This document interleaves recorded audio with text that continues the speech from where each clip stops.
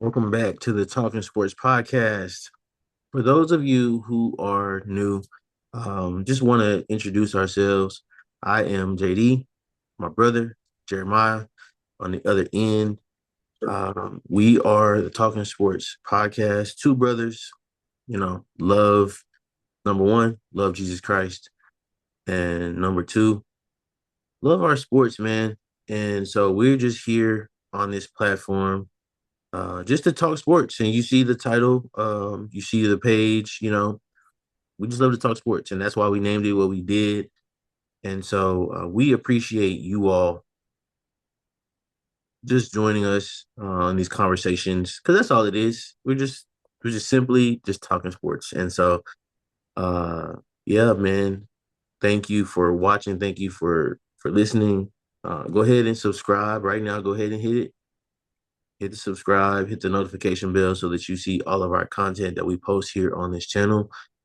After the video, go over to our IG, Noble Madge, Noble NOBLE, MAGH, and Jeremiah. You can go ahead and shout yours out for everybody over there. We post our content over there as well. So yeah, Jeremiah.noble5. there we go. That's our IG. We post our content over there. But you see the title of the video.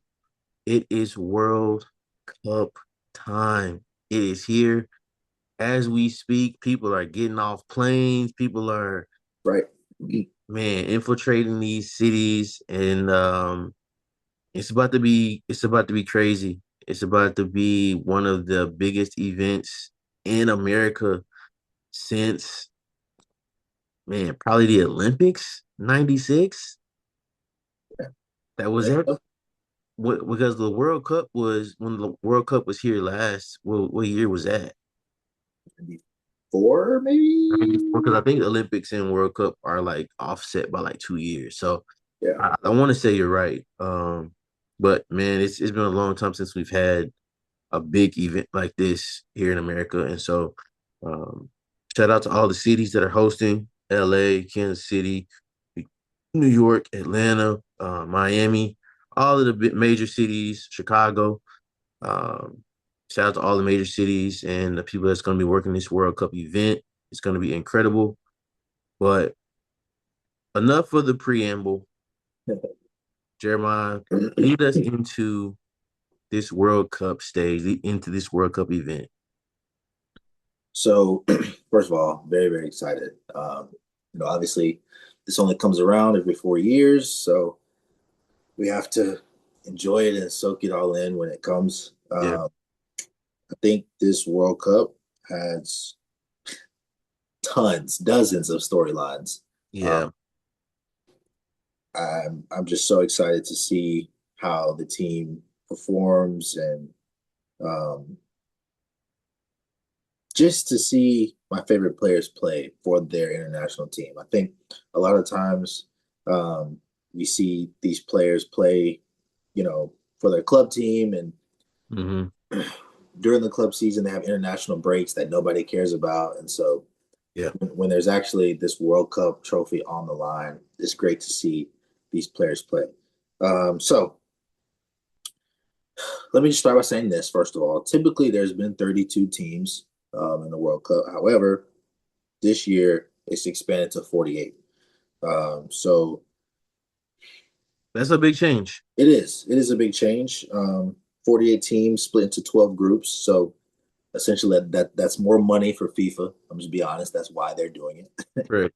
But so you have 48 teams split in 12 groups.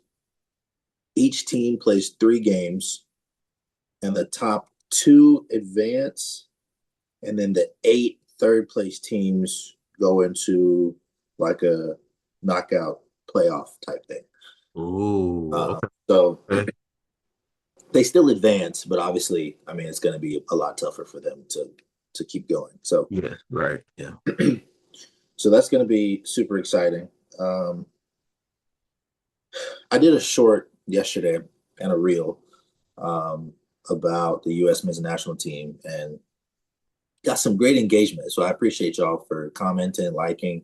Yes, absolutely. Thank you all for that. and just talking with us in the comments about it. But title of that short was "Can USA win the World Cup?" And like I said yesterday, that's been the talk of last couple of days, couple of weeks. We've seen the USA play and some friendlies and some matches for the last few weeks now, and even some matches last year, just getting ready for the World Cup. So it is going to be interesting for sure. Um, in my short, we'll get to what I predicted in a second. But first, JD, seeing the U.S. men's national team play live, We uh, did, yeah. We we were got in Charlotte. we are in Charlotte, got to see them play Senegal, which we ended up winning, which was great. But seeing them live and seeing the talent of the squad, how we play, the enthusiasm of the manager, the crowd, how are you feeling about USA going to this World Cup?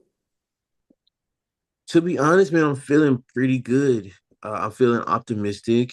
Yeah, You know, obviously, I'm rooting for America to go all the way. It hasn't happened. There's just so much talent around the world, and soccer isn't our sport.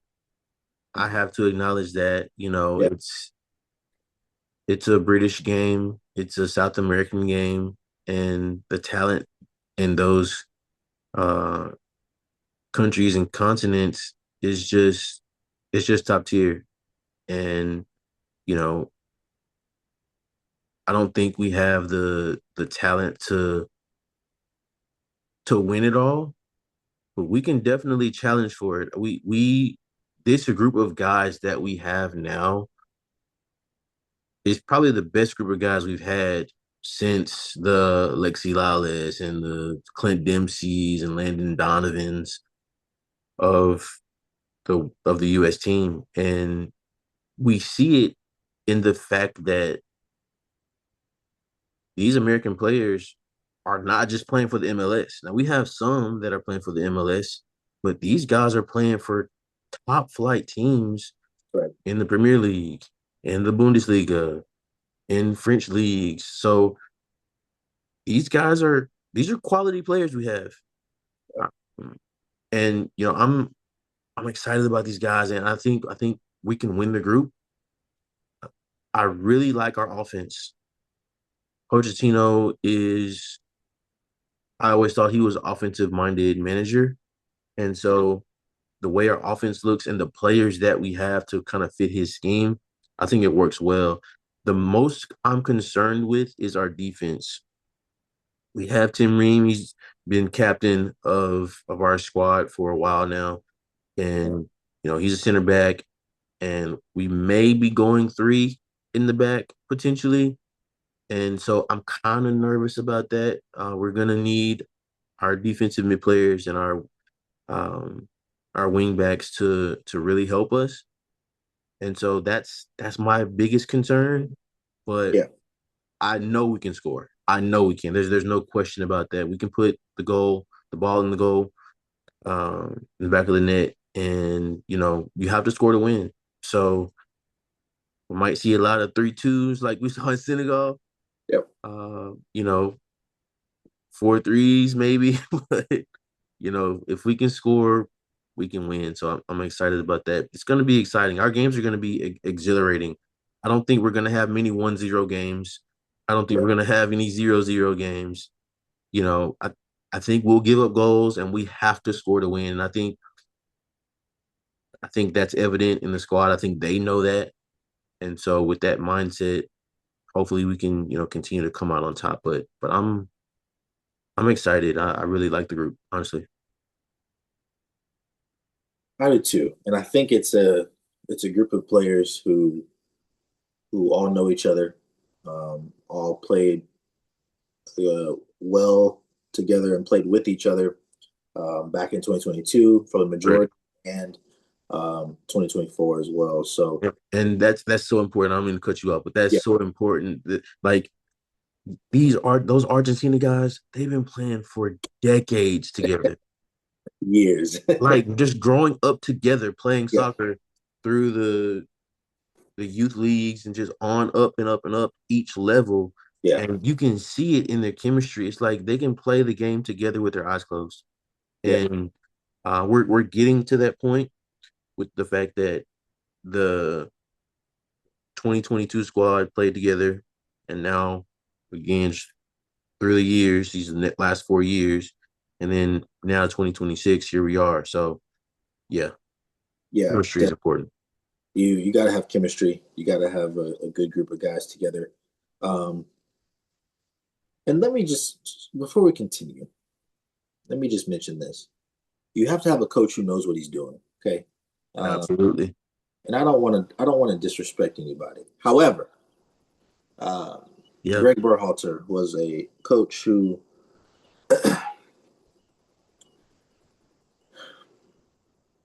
what I'll say is should have never gotten a second chance. Okay. I'm fine with the Mhm. first appointment. I agree. The younger guy, played for the team, understands it. His son's coming through the ranks, all Yeah. these different things. Yep. After the controversy and everything, which we're not going to get into here, he got a second chance. And I think that never should have happened. I think that just wasted more time of us being able to move forward. So now we have Pochettino, Absolutely. Yep. who has coached the best players in the world: Mbappe, Messi, Kane. I mean, all these players, right? Mm-hmm. He knows how to evaluate talent, and I think he knows how to put players in the right positions. Um, Correct.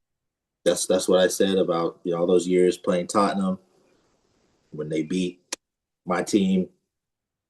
It was majority because of him. He understood the guys he had. He understood where to put them. So Yeah. with this USA team, we saw, like I said, the game we went to. We saw the lineup. Now, obviously, it's a friendly, so they pretty much flipped the squad at halftime and brought in I think 10 different guys. Yeah. So seeing what we saw, I just have to say, we're gonna go, and obviously we're gonna try and win it. I think we're gonna get it. I think we're gonna give it everything we got. Um, Yeah. Absolutely. let's talk about the starting lineup for a second because Yeah. I think that's gonna be the biggest thing I'm seeing right now, at least on social media, is what's gonna be the first 11. Um, and our first game we open against Paraguay this coming Friday night. As we're recording this, it's Wednesday. So, we have a little bit more time to prepare. But in my opinion, I think you have to start, of course, Pulisic, Balogun, and I think Dest. I mean, I think as of Mm, now, I think that has to be the front three, just based on what we saw in the friendlies and how those three players have been playing. Um, the midfield is where you'll get a little bit more interesting because we have depth, which is a good thing. yeah. It's true. So here's what I'll say. Before you go into the the lineup, the squad, go tell everybody what you think the formation is going to be. And for those of you who don't watch soccer, Yeah. there are so many different formations uh, that soccer has, and coaches implore. But it's 11 guys, including a goalie. So just break that down really quickly. Sure. So the formation, when we say the formation is three numbers, it's the 10 outfield players. You don't count the goalie. Goalie is just assumed. Right. So it'll be, in my opinion, I think we'll play two formations, and is one of them changes with the ball and without the ball. First one I think is a 4-2-3-1. Okay. Which is my favorite position, Yes, my favorite formation, by the way. you've loved that formation for years. Yes. It is good. It is good. Um, so 4-2-3-1. Four defenders. You have your two holding midfielders or linking midfielders, depending on how you want to play. You have your three midfielders, left mid, Cam, and a right mid, and then a striker up top. I think we may start that one maybe against Turkey, and maybe against more offensive minded teams. Uh, Mm-hmm. it's a more conservative formation to start out with. Now, what I think we'll play for the majority of the group stage and for the World Cup, will be a 4-3-3. Okay. Um, without the ball. With the ball, it'll be a 3-4-3. Um, and it's going to change because our center backs are not the best. So Correct. you said we're gonna have to score, and 3-4-3 with the ball going forward is a very attacking minded formation. Um, you have we have pace on the wings, so we'll get our outside backs and our wingers high up the field. We get our striker and attacking mid high up the field so they can link together. Um, Right.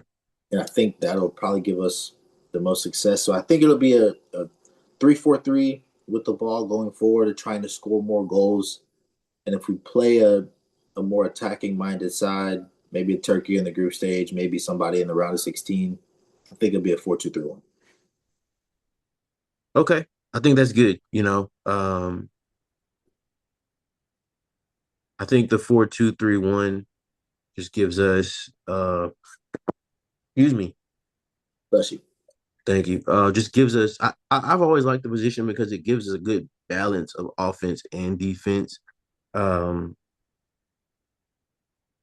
and if you like you said, if we don't have, those the best defenders, then you have those two holding midfielders to kind of help and assist. And I think honestly, I think we have really good holding mids. Like the Weston McKennies, the Tyler Adams, those guys that are tough, strong, and uh, they're really good tacklers, honestly. And so, not to say that they're going to be in those positions, but um, for our lineup, for our group, I just think that's the best for us because we have Balogun number one, who's a nine is a striker, right? If I'm making okay, so Correct. I think he's the perfect nine. Yeah. And having Dest on the right wing and Pulisic on the left wing, or vice versa, just thinking about how our team looks and works, I just feel like that's wonderful for us. Yeah. Um, but I do understand the 3-4-3 as well. So yeah, Yeah. It's all about matchups. It's all about tactics and who yeah, you that's yeah, very true. because the 3-4-3 could go very wrong very quickly against an African side. I mean, it just depends on who we play. So Yeah, yeah, if you can, and Senegal kind of showed it. If you can exploit the wings and counter quickly, you can have success. absolutely. But to get back to the lineup and to finish, starting 11, I think, like we mentioned, Pulisic, Balogun, Dest. I think that's the best front three. You can maybe interchange Weah or Dest, but I really like Weah further back at right back now. So in the midfield three, here's what I'll say. It's all about balance, right? You have to have balance. So you don't Absolutely. have too much defense or too much attacking. Correct. I think the best balance we have right now is going to be Tyler Adams, Yep. Weston McKennie, Yep. and Malik Tillman. Um, Yep. we know what Adams offers. We know what he brings to the table. Um, Captain, along with Tim Ream, still very very young, mid 20s. Um, had some injuries, hasn't been able to play a lot of club soccer, but I think just enough to where he kind of found his form towards the end of the season. Um, he's our most important player. I mean, Pulisic is great. He's Mm-hmm. obviously Captain America, LeBron James of soccer, whatever you want to call him. Right. Tyler Adams is our most important player. Um, He's the glue. he is. He holds everything together, He and is. we saw it in the Senegal match. Yep. He's a pest. He's feisty. Mm-hmm. He's strong. He he gets the ball back. He takes the ball away. Yep. Um, and he's not afraid of a moment. He's not intimidated by your star player. No. Um, and you need that. You need that. Absolutely, you need that. And that enforcer on the soccer field is one of the most important. positions. And he's gonna talk. He's gonna lead the group verbally, their verbal leader, and get everybody in their right position. So I agree with you in that. Yeah, and again, he's played in the Premier League for many years now. Um, he knows what he's doing, and he's a great player. Weston McKennie will be just ahead of him at the 8, which is the linking midfielder, the box to box midfielder. Um, McKinney offers something very versatile. I think he's just as good going forward than he is defending. Maybe a little bit better going forward, a little more attacking minded. Yeah, But McKinney's a great player. He has been for a while, especially when he puts on the U.S. shirt. He's great. He's really been. I mean, Juventus's probably best player for the past year or so. which is crazy because Juventus has had some like really crazy players Oh yeah, over the last decade. So absolutely. So McKinney will be there, and Malik Tillman will be up front. Now let's talk about Malik Tillman just for a second. yep, Um, Came in the second half of the friendly against Senegal that we were at. Played incredible. he He's did. he works up and down the field. He's going forward. He'll track back to win the ball back and then counter. He's tall, strong. He's he's He's big. he's big, and Yeah, he's quicker. He's quicker than a lot of people give him credit for. I think he's yeah. very, but he's technically gifted. His through ball is great.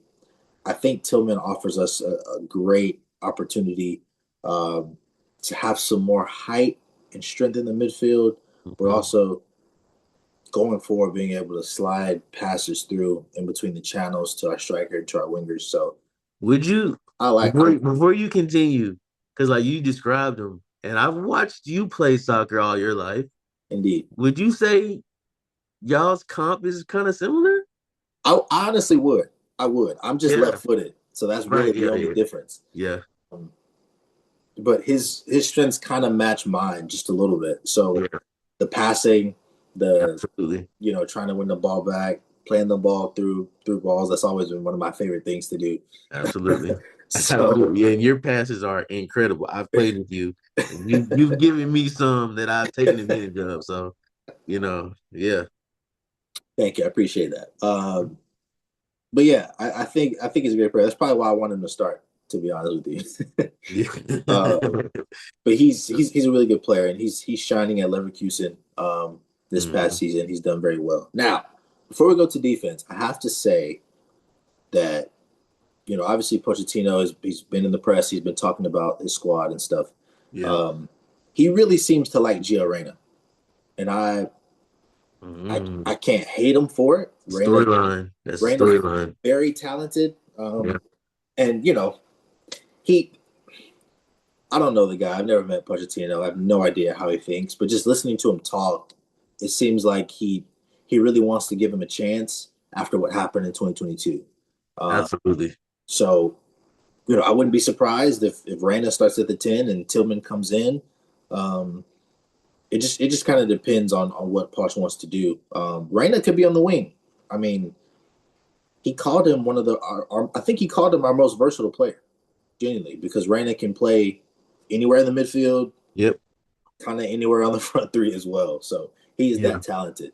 But he's more of a pass first kind of guy. He likes to slide passes through the channel. So I think putting him as an 8 or a 10 could also be very beneficial. Yeah. I always liked Raina too.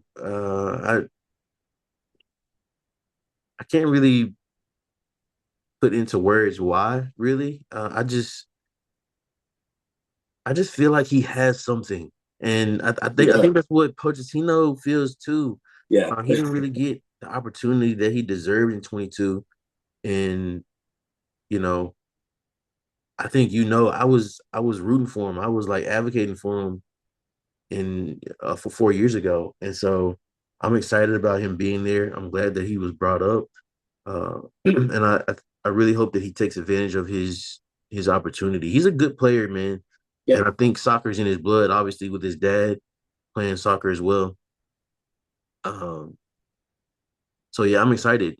But you mentioned something in bringing Tillman off the bench, and so with this World Cup, I think it's new, but we have five subs Hmm. uh for this World Cup, and I'm curious if we're going to implore a lineup like we did against Senegal and have some of those good players come off the bench and bring a spark like they did against Senegal because we have the depth, but if we put all of the good players, you know, all of the best, I guess, in the starting 11, then that kind of limits the depth a little bit.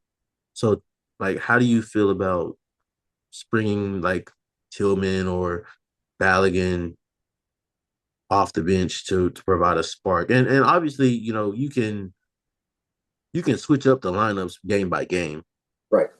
just depending on how form is and if you feel like somebody deserves to start over somebody else or injuries, things like that. Yeah. So let me just tell me how you feel about the bench and the starters and how that balance needs to be, in your opinion. Yeah. The subs is great. That's definitely going to be an aspect of the game because a lot of these players play European soccer. And in the US right now, it's hot. I think it's 90 degrees right now where I'm at. Yeah, So yeah, um, the heat may play a factor. So you will have to sub and rotate these guys. And, it won't be the same starting 11 probably every game.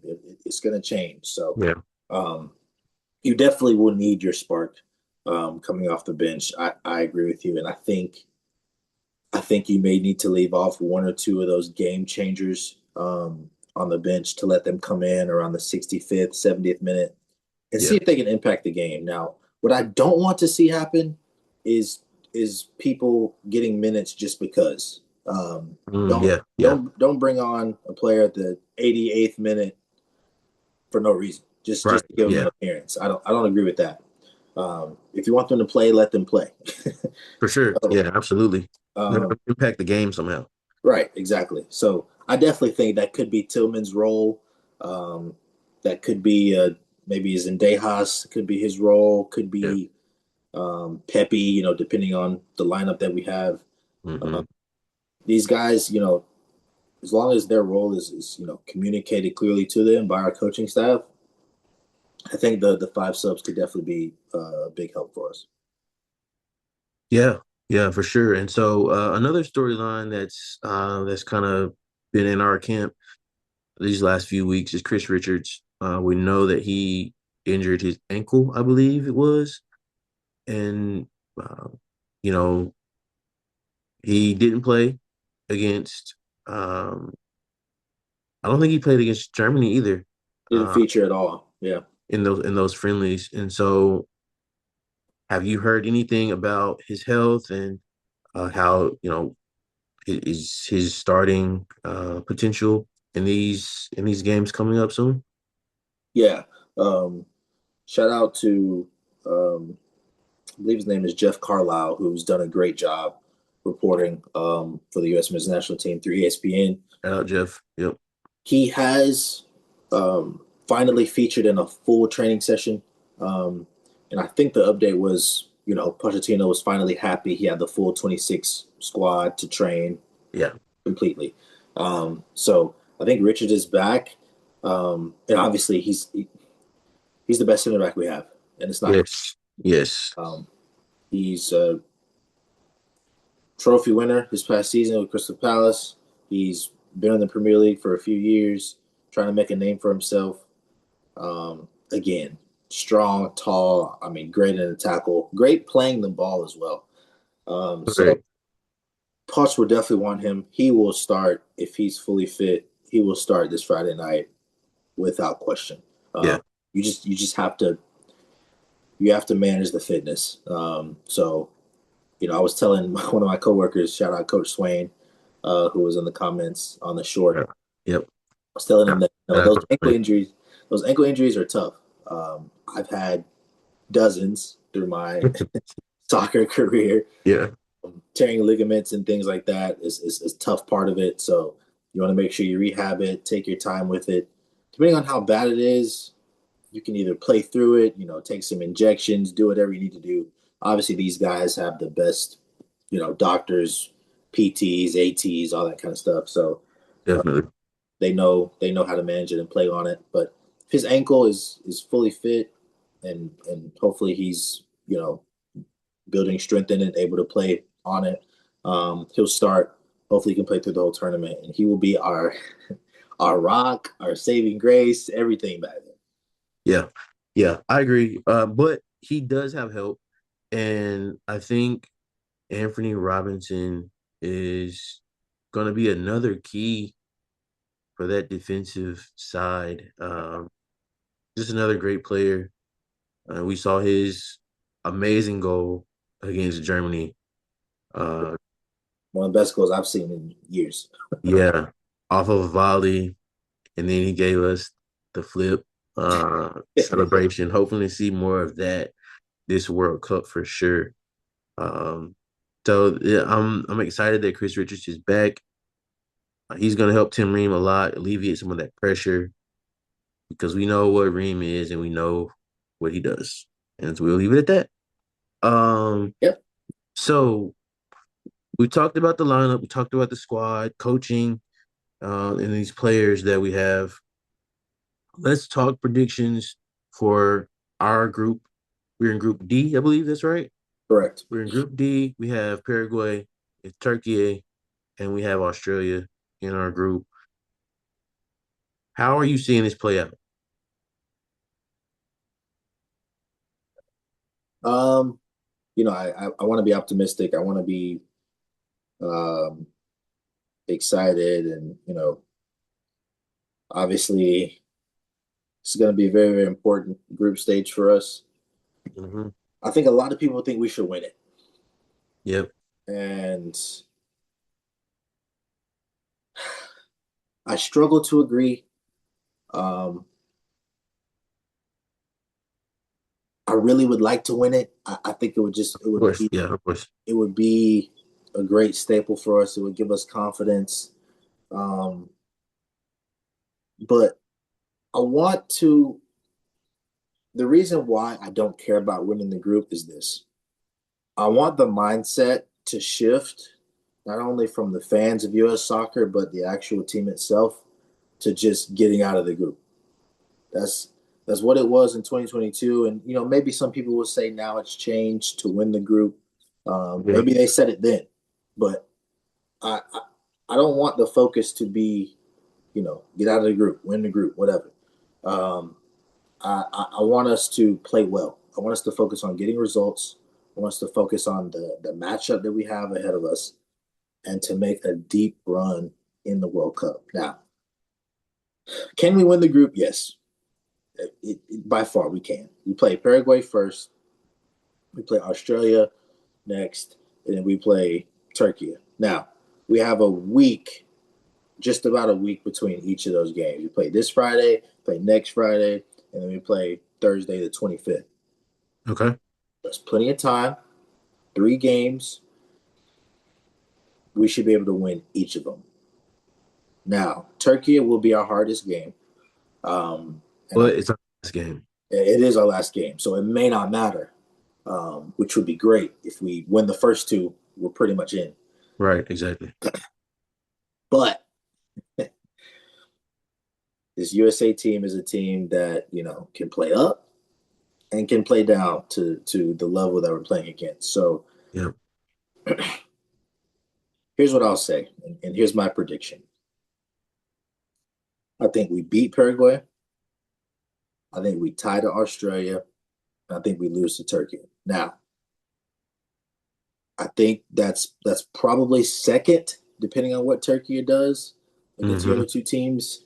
But it could be first. It just depends on how the group kind of goes. That's only 4 points.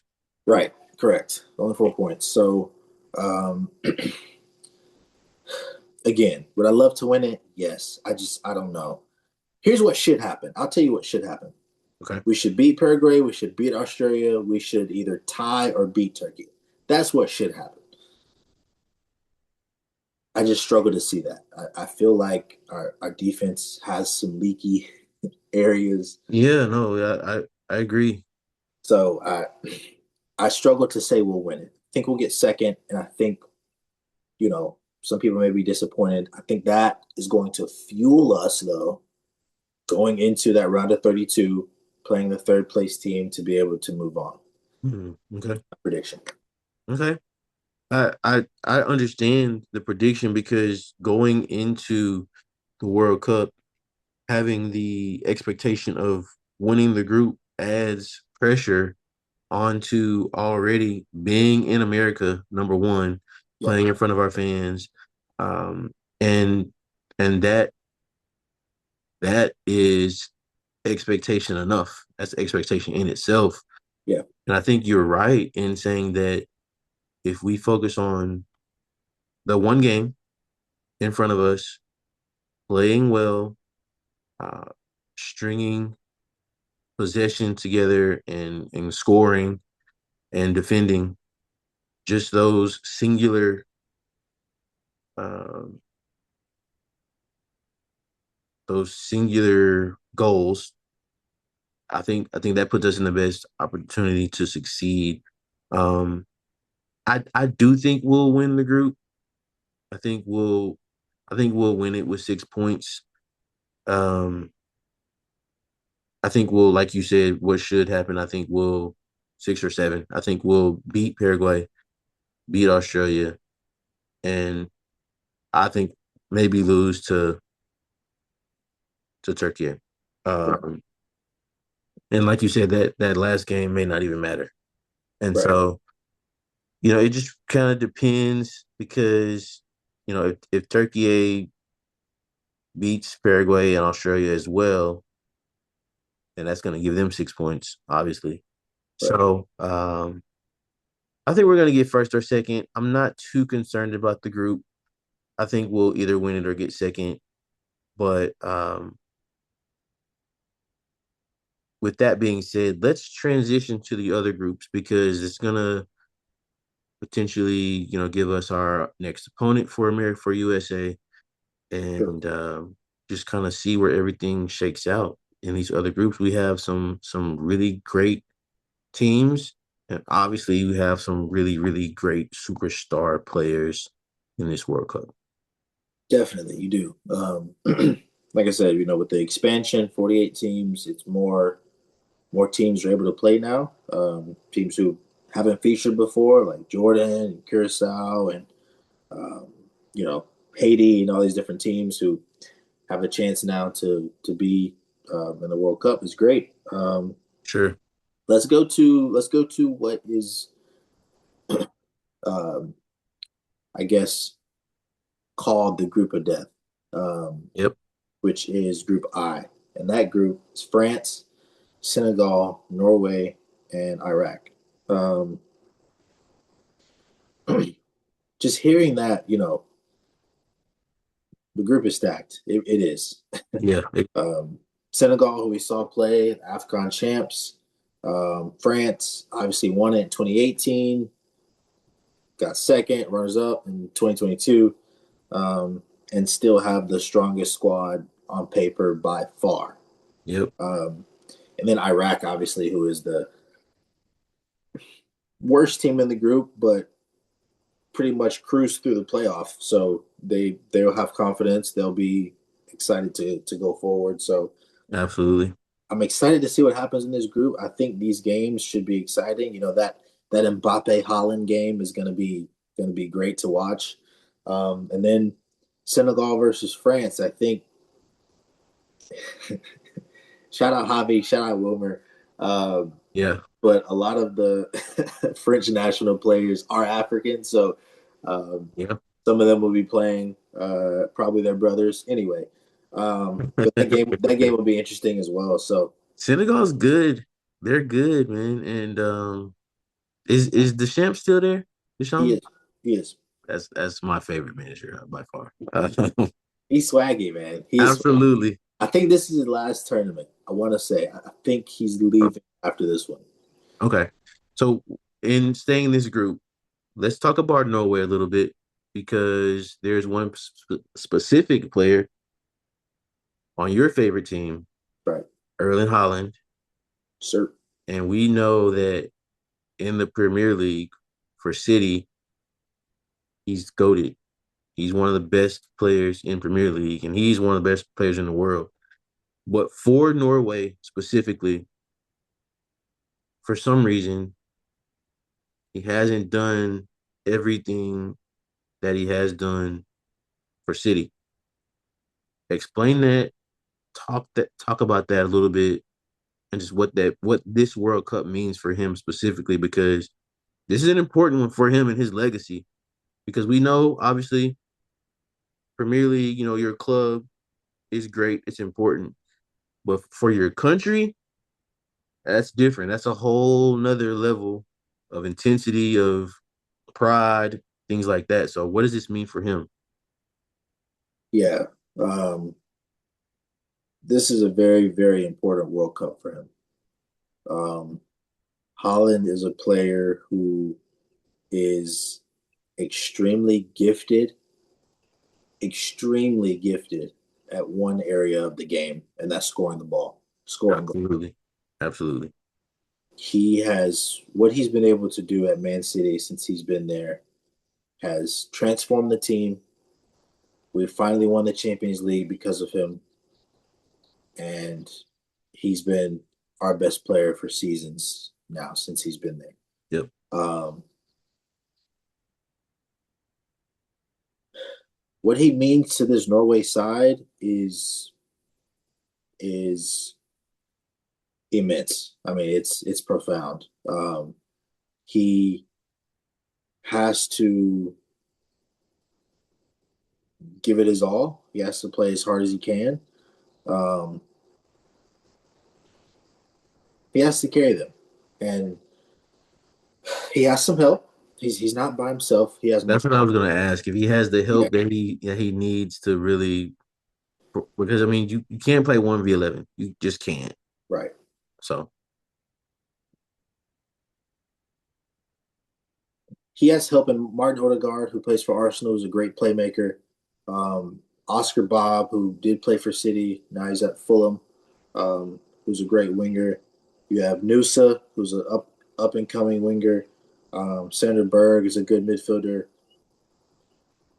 Sorloth is another striker that can play beside him, depending on if they play a two striker set or if they play a 4-3-3. We just yeah, don't know. Um, he has help. Now, it's not Man City, of course.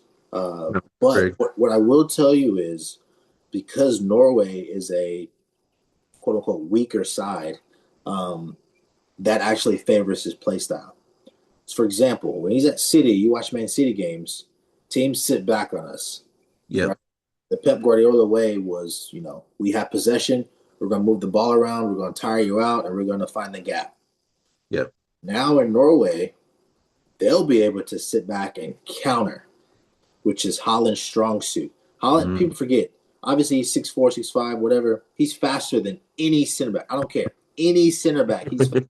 yeah, So his strength will be to counter. So hopefully Norway can maybe sit in, absorb a little bit of pressure, and then counter and let him and Odegaard and Bob and Nusa run at whatever defense they have, whatever defense they're going against. But I think it was trying to see they played Morocco and they tied 1-1. Um, and Morocco is a very strong side. We'll get to their group in a moment. yeah, So if they can hang with the best teams, they should be fine. But Holland is going to have to score, and it's going to depend on him and Odegaard.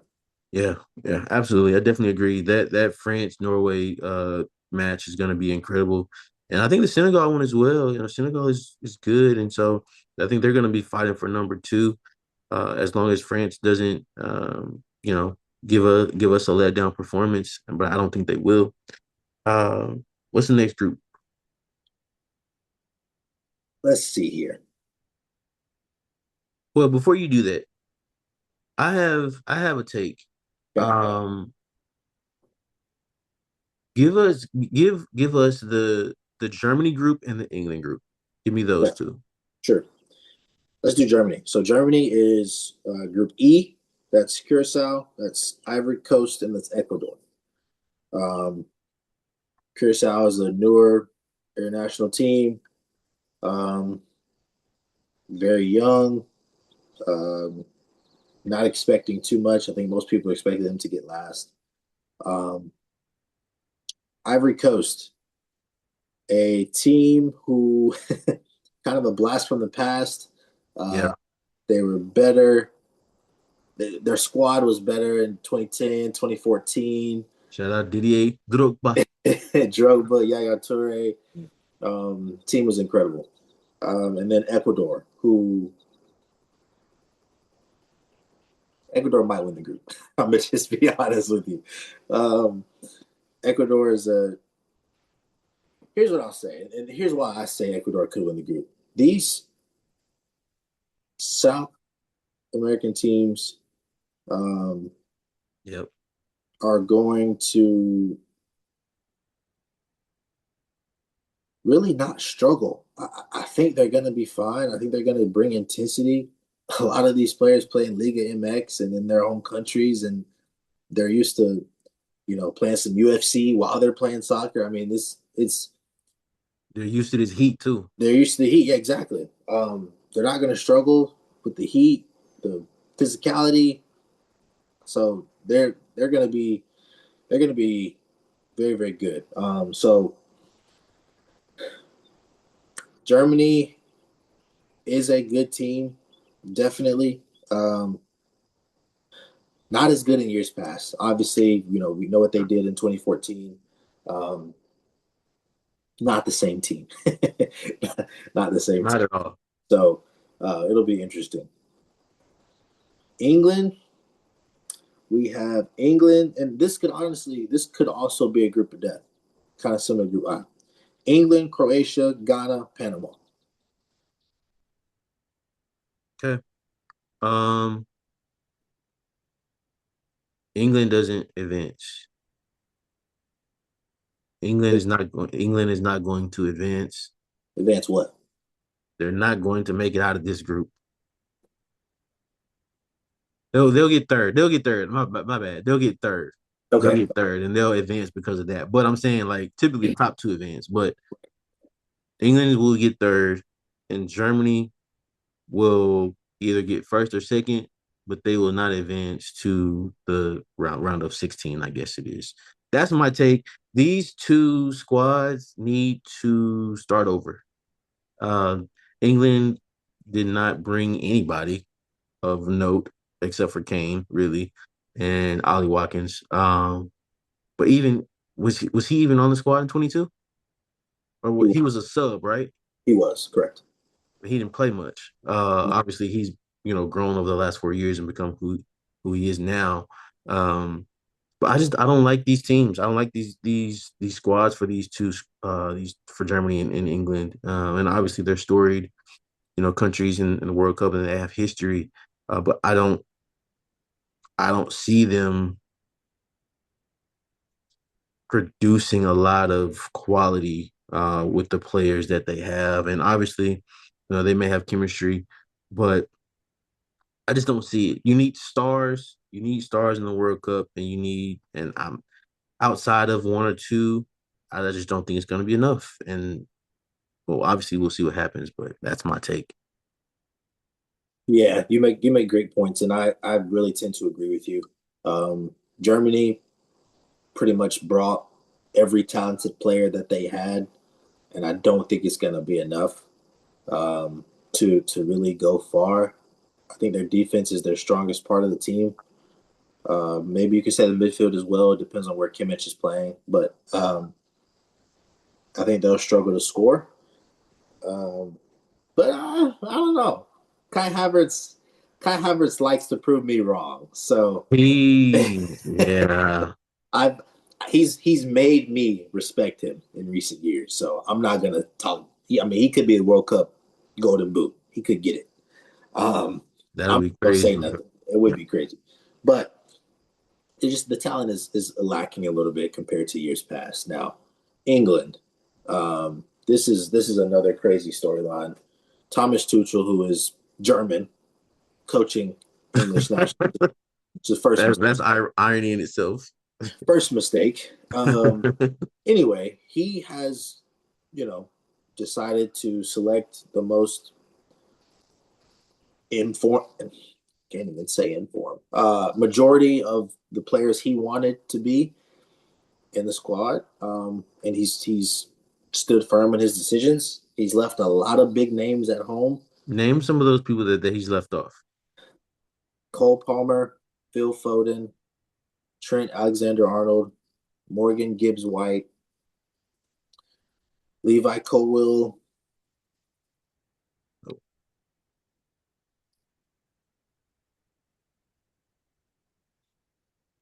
I'll leave it there.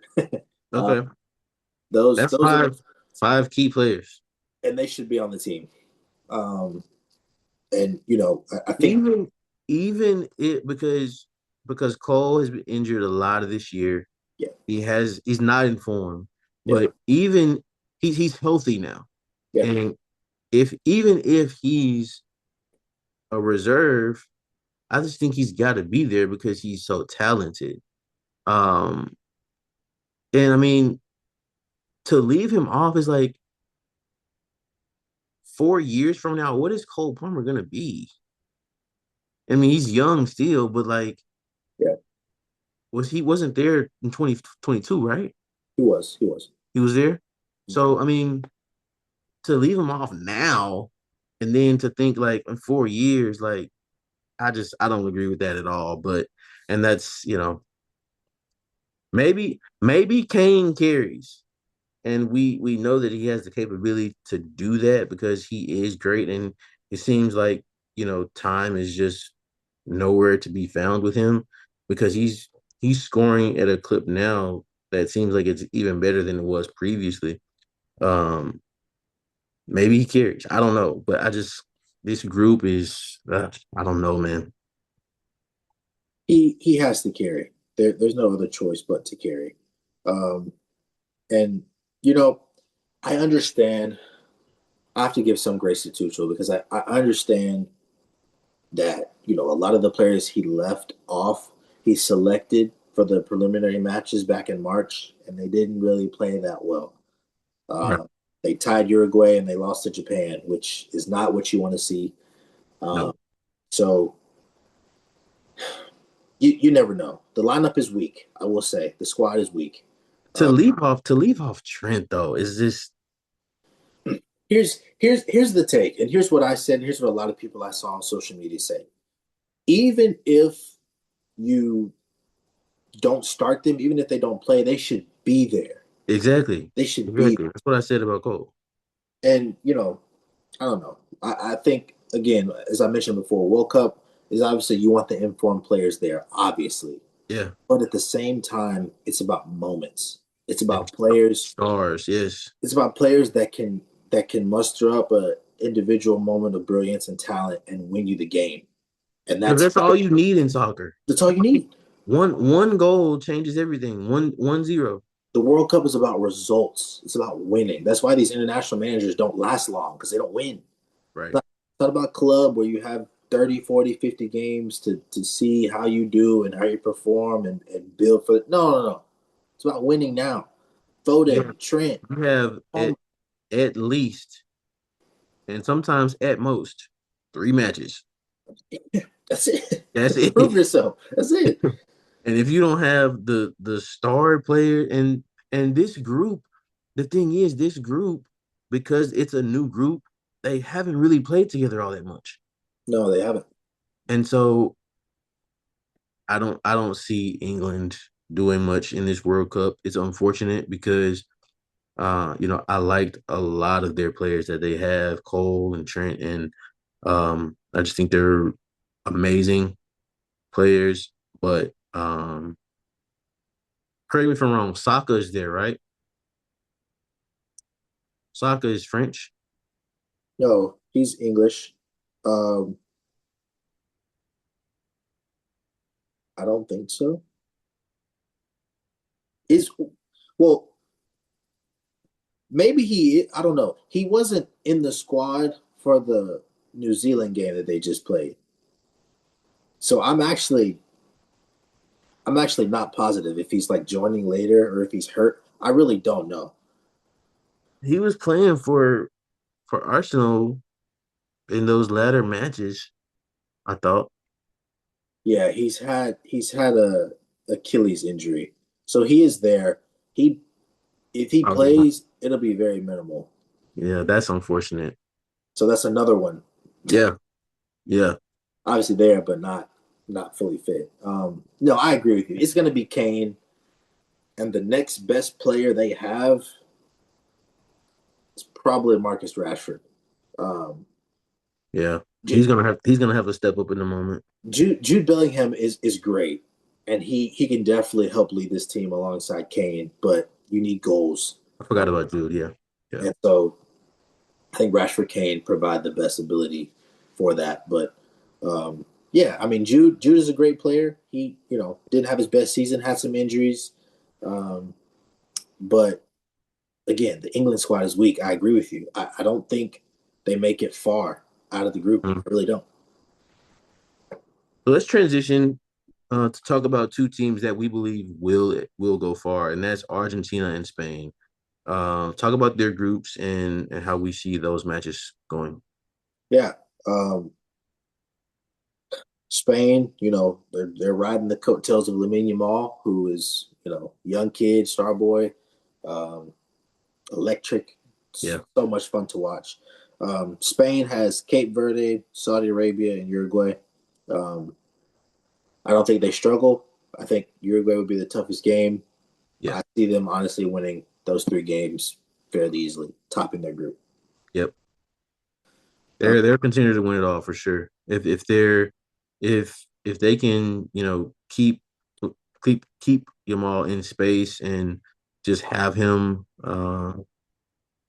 just play freely yeah, and get him the ball in the right spots. I think they'll advance really far, semis, maybe quarters, if not to the final, depending on who they match up with in those knockout stages. Um, but Argentina, defending World Cup champions, right. Messi, uh, still the greatest player in the world. Yeah. Um, obviously, maybe not right now, just because of 4 years older age, yeah, now. and Yeah, Mbappe and Kane and all these players. But overall, best player of all time, GOAT yeah, is what people will say and call him. Um, I think that's a great. I'll say their group first: Argentina, Algeria, Austria, and Jordan. Um, again, another easy group. yeah, same thing. New World Cup teams. I think they should cruise pretty much to the final. Um, here's what I'll say. I think it is a great storyline of Messi and Ronaldo um, and their last World Cup, and this is what a lot of people are watching for. This is what people are trying to get tickets to go to these games for. Yep. Um, is to see Messi and Ronaldo, um, both who featured and started their first World Cup in 2006. Um, both were youngsters, and now um, 30. Messi's about to be 39. Ronaldo's 41. Mm. Um, Yeah. this is probably their last international tournament, Yeah, yeah, for sure. so they both want to obviously go out on a high. Um, it's going to be very interesting. I think obviously you want to see both of them do well and go far and score goals. Um, Argentina is a great overall team. It's pretty much the same team from 2022, so they'll be looking to really do the cycle actually because they've won every international trophy. Yeah, So yeah. uh, Complete the cycle. yeah, which could be very possible. So be interesting. Portugal is Ronaldo's team. Obviously, he'll captain it. He's he's still there. He's still up top. I think many people have to say, at least what I see on social media is, he's holding them back, and he shouldn't be playing as much, or he should have retired, and all these things. Like LeBron, basically. Yeah, right. Ready to see him go, basically. Yeah. He's not yet. So this would be the tournament for him to try and get some more World Cup goals under his name, and hopefully go far. I think we saw his best performance internationally probably back in 2016, um, when they won the Euro, and obviously he got hurt in the final, but he willed them there. Mhm. So I'm excited to see what he can do. Obviously, he's older now, but this Portugal team is right up there with France, Spain, Argentina, just as far as on paper as a great team. So it'll be interesting to see. There's a young midfielder, right? That everybody's talking about. I think I kind of saw Oh, his name for for Portugal, Portugal. Yeah. the Ooh, midfield is stacked. It's Bruno, yeah. Vitinha, and João Neves. It's Gotcha. Okay. incredible. I don't know what I was looking at. Anyway, but yeah, no, that's a great midfield.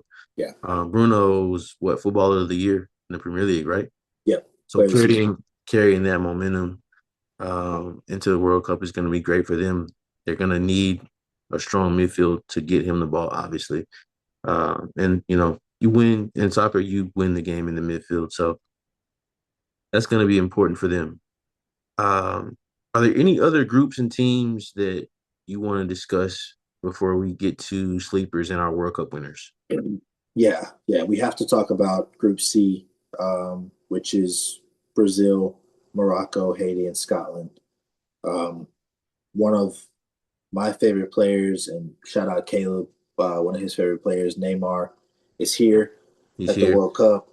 Um, there was so much drama and controversy, just expectation, Yeah. on if Ancelotti was going to pick Neymar for the World Cup, and I The mean, excitement that he exuded man, was it's he incredible. he felt it all, and if he can bring that emotion to Yeah, the pitch and play like he really wants to be there, I think that's going to be important for Brazil. They need yeah, him. absolutely. Um, so yeah, it's Brazil has always been one of my favorite teams to watch.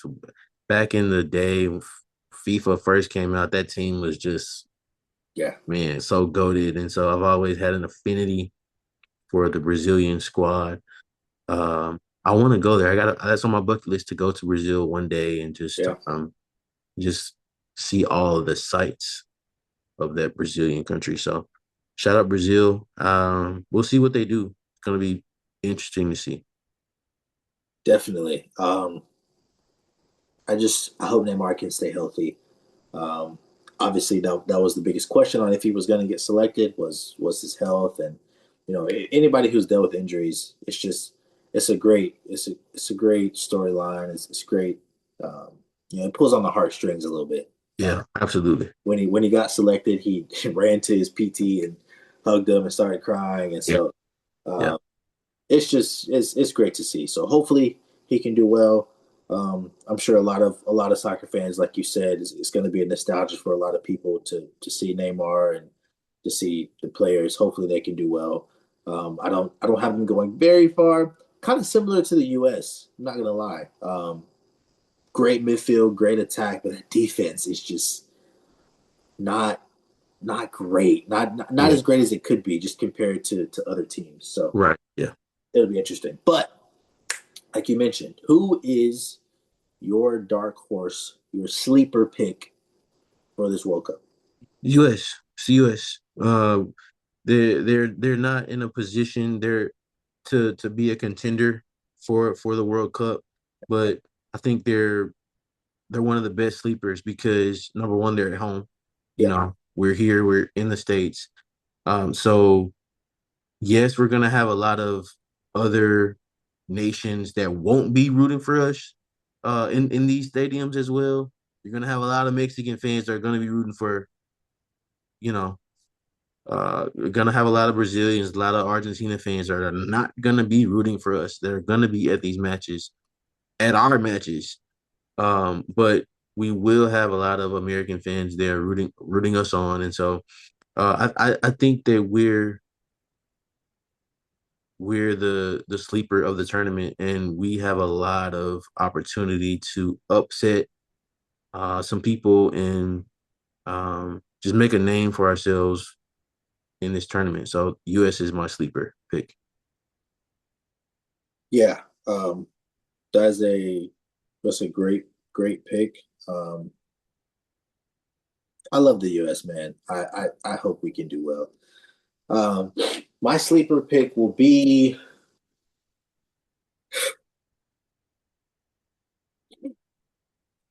I'm gonna go Japan. Ooh, we didn't talk about their group, right? We did not know. I mentioned they beat England back in March in the preliminary games. Uh, Okay, Japan. Talk about it. Japan's group is tough though. The group is not easy. They have Netherlands, Sweden, Okay. and Tunisia. So That's a tough group. it will be a tough group. I think they'll win it though. I really do. Netherlands has always been good. Yeah, yeah. I think the Netherlands get second. I think Japan will win the group. Um, they have Son is leading their group, right? Their team. that's Korea, I think. Um, I could be wrong. I think that's Korea. But no, Japan. They have. It's one of those teams kind of similar to Morocco, and we know what Morocco did when they beat Portugal back in Yeah, 2022. yeah. Um, it's a it's a it's a team that's been together, that's structured, that knows how to play together. Everybody's gonna fight for the badge for their country, Mm-hmm. um, and they have a lot of young talent, a lot of Mm. Premier League players. Uh, Okay. so I think I'm gonna go Japan. I feel comfortable. I feel comfortable making that sleeper pick. Okay. Very nice. So let's do golden boot for the World Cup. Mbappe. I think that's my safe pick. You got to have somebody who's going to take penalties for the team, and Mbappe will. So, and I think he'll score goals as well. So I've got Mbappe. I'll say he'll get 8. Yeah, I was thinking the same thing. Um,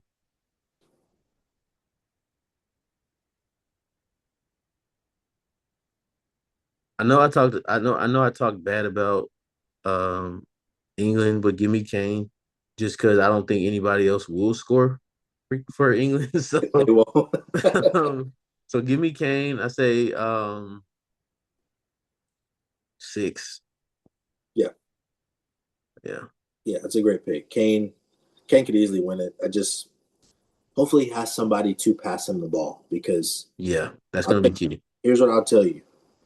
If Jordan Henderson is starting in that midfield, Oh my gosh. England will be on that play back home early. Yeah, Early. Mark my yeah, words. yeah, that's gonna be tough. All right, Jeremiah. Last and final prediction: winner of the 2026 World Cup. I will go France beats Spain in PKs Mm, to win the World Cup. I think it's 1-1 going into extra time. I think France beats Spain in PKs. It's my prediction. my prediction: Portugal beats France in PKs. Wow. I just think they're gonna. I'm not saying it's scripted. I'm not saying anything like that. But Yeah. Cristiano Ronaldo's final World Cup, they got Messi last World Cup. They got him one. Like you said, the midfield is incredible for Portugal. Uh, I think they're gonna do it. I think they're gonna have some close matches. I think they're gonna have some PKs in there. Um, and in the end, I just think they're gonna do it, and we're gonna go out with Messi and um obviously, it depends on the matchup and how it all like lines up as far as the bracket and who plays who when and things like that. Yeah, But give me Portugal to win it. Uh, their defense is going to be just good enough. Midfield will be strong, and the key to possession and things like that, getting the ball to Ronaldo. Give me give me Portugal to win it all. 2026. I would love if Portugal won it. It would be a great storyline. It will be it's Ronaldo's last trophy. It's Yeah. the trophy he does not have. He's won everything else, but his last trophy would be the World Cup. If he could get it, if he gets the World Cup trophy and he plays another season or two and gets to 1,000 goals, man, I my go. Anyway, Yeah. yeah, it'll be great to see Portugal win it. What I will say about Portugal really quick is we didn't talk about them very much. Um, they have a great defense, like you mentioned. Bruno, who's in the midfield, just one player of the season in the Prem. Um, Let me talk just for a second about their wingers. They are the weakest part of the team is the wingers, which is not a bad thing because you can rotate them in and out, give them 45, 55 minutes and sub them and see what they can give you. But man, Rafael Leao has to step up. He's a person who hasn't been great in form for AC Milan in the Italian league. He is a hothead. He's streaky. He's very talented. He can dribble past anybody, but consistently performing, he hasn't been doing it. He got a red card in one of the friendly games. Um, just lost his head. That's So, tough. mentally, physically, he needs to be ready to help this team and score and assist and just be the winger that he needs. Tell you, if he wants a summer move to a big club, this is where he has to show it now. Because he said he Yeah. wants out of AC Milan. He wants a new challenge. So if that's the case, you have to prove that now. So um, I'll be watching Portugal very closely. Um, I've always supported Belgium and Portugal along with the U.S. So those would be the two teams I will be watching very closely. Very nice. And speaking of which, it kind of led me to another question, and we'll get out of here after this. But breakout player, breakout player who's gonna step up in this World Cup to make a name for themselves and kind of propel them into excuse me, into future stardom, whether it be a move to a premier club or just a star breakout player for the World Cup. I have mine.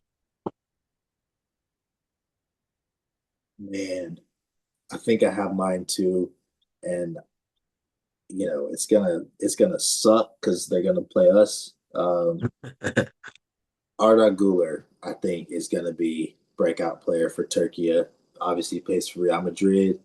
Um, really, one of the bright spots in a very lackluster Madrid season this past Yeah, season. yeah, He's only 21. I mean, incredible talent, gifted, God gifted ability. yeah. Great young kid. He's gonna be my breakout player. Okay, good, good. I'm gonna stay in that group. Balogun. Yeah, We saw flashes of it last World Cup. absolutely. Um, I think this is the year, man. I think he's gonna propel us to where we want to be because he's gonna put the ball in the back of the net. Absolutely. Um, and where is he now? Where's he playing club wise? He is Monaco. I believe he's at Monaco. Yeah, Okay, in French, okay. France. So yeah, yeah. Give me him for breakout. I just think he's gonna. He has potential to be Golden Boot. He's gonna be the guy, and we saw it against Senegal. He created so many chances. He scored twice, but two of the goals, well, like three times, but two of the goals were disallowed.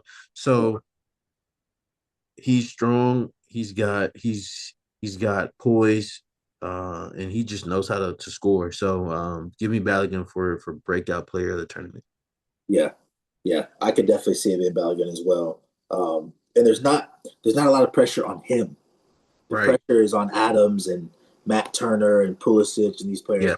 He Yeah. just has to go over there and score, and I think he definitely will. I could honestly could see him getting golden boot if we can thrash these group stage teams, put Yeah. 3 or 4 on Paraguay and Australia. I think he could easily get golden boot. Yeah. Yeah. Absolutely. It's going to be an incredible tournament starting tomorrow as we're recording this. And so check out your local channels, Fox, um, Peacock, Peacock. uh, Okay. yeah, Check out those. It's listen, if you can go to a game. If you're close, if you obviously, would had to prepare for, months and months and potentially a year to prepare for the financial aspect of it. But if you got it like that and you can go, absolutely go. It's a once in a definitely. lifetime event. We were able to go to a friendly, and so that's good enough for me. Yeah, I'm gonna be I'm I'm good gonna, with that. I'm gonna be in some pop-ups and some watching it with the family as it's going on. And so if you're able to go, definitely go. Um, be back with us, Talking Sports Podcast. We're gonna be hopefully breaking it down as the group stage ends and the knockout stage begins, things like that. We'll be back covering it. We'll give you guys some shorts. Follow us on Instagram and YouTube as well. We'll put our shorts there. Definitely bringing you all coverage. NBA Finals is still going on. Yep, The Spurs just won. They play again tonight. Series is 2-1. Game 4 in New York City.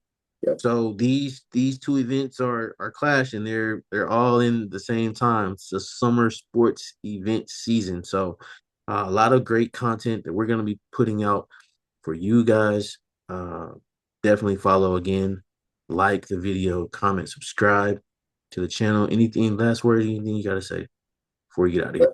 let us know in the comments below who do you think will win? Yeah. Who's your dark horse? Who's your breakout player? Who's going to be the golden boot? And what's your favorite storyline that we talked about? I talked about Neymar, Messi, Yep. Ronaldo, England, USA, Yeah. Germany. Let us know favorite team, who you think will win, all that stuff in the comments below. Yeah. Absolutely. Love you. We will see you guys next time. Go USA. And until next time, we're out of here. Peace out. Peace. Bye, mom. Let's go.